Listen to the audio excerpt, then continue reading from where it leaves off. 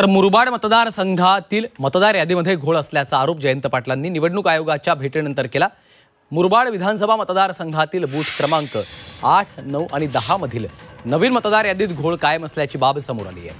अवघ्या 8 ते 9 महिन्यांमध्ये या तिन्ही बूथमध्ये जवळजवळ 742 मतदारांची नवीन नावं दाखल करण्यात आली आहेत। मात्र हे मतदार या भागात राहत नसल्याची बाब समोर आली, असा आरोप शिवसेना ठाकरे पक्षाचे जिल्हाप्रमुख अल्पेश भोईर यांनी केलाय। तसे पुरावे आपल्याकडे असल्याचं त्यांचं म्हणणं आहे आणि इथूनच आढावा घेतलेला आहे आमचे प्रतिनिधी उमेश जाधव यांनी।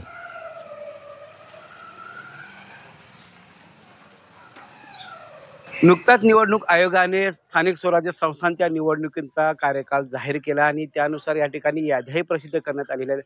परंतु येत्या निवडणुकीसाठी 1 जुलै 2025च्या याद्या वापरणार असल्याचं निवडणूक आयोगाने जाहीर केल्यानंतर या ठिकाणी शरदचंद्र पवार गटाचे आमदार आणि गटनेते जयंत पाटील यांनी याच्यावर ऑब्जेक्शन घेतलेले। त्यांनी सांगितले की सदर याद्यांमध्ये मोठ्या प्रमाणात चुका आहेत आणि ह्या याद्यांचा जो घोळ आहे मुरबाड मतदारसंघातील खडवली येथील बूथ क्रमांक 8 मध्ये जवळजवळ 400 मतदारांच्या नावामध्ये अनेक चुका आढळून आलेल्या आहेत। त्यामध्ये त्यांच्या नाव असेल, पत्ता असेल, घराचे नंबर असतील, अशा अनेक चुका या ठिकाणी त्यांनी निदर्शन आणून दिलेल्या आहेत आणि निवडणूक आयोगाने या ठिकाणी वेगळ्या प्रकारे पुन्हा या याद्यांची या ठिकाणी पुनर्बांधणी करावी किंवा पुन्हा याद्या या ठिकाणी प्रारूप याद्या प्रसिद्ध कराव्या, दुरुस्ती करावी, अशा प्रकारची मागणी त्यांनी केलेली आहे आणि अशा प्रकारचा जो काही गोंधळ याद्यांमध्ये झालेला आहे त्याची दुरुस्ती करण्याची त्यांनी मागणी केलेली आहे।